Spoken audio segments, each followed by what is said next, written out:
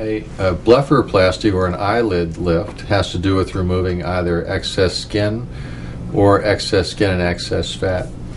Eyelids is one of the most common operations that we do. It tends to be done in younger people who come in, not necessarily because they're bothered by their eyelids, but because they show up into work very rested and their coworkers always tell them that they look tired.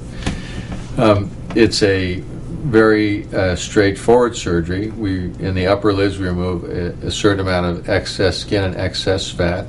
It's always, again, important in this particular procedure to assess the position of the brow and make sure that there's no brow sagging, which can, contribute to that excess upper eyelid skin.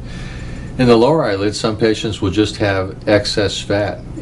If they just have excess fat, you don't have to make any external incision. You can make an incision on the inside of the eyelid, which is completely hidden, and just remove some of the excess fat.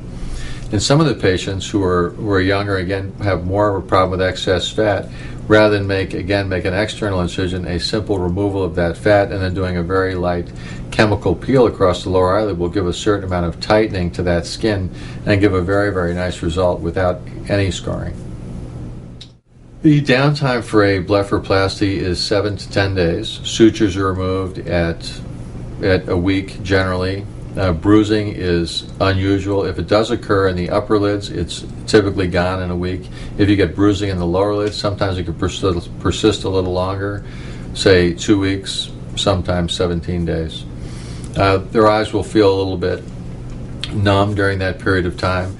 We encourage all the patients to ice in the immediate post-operative period, which will significantly decrease the downtime. We provide the patient with both arnica, montana, and bromelain as supplements, which will help decrease the amount of black and blue and bruising, and we give these supplements to them at the preoperative visit.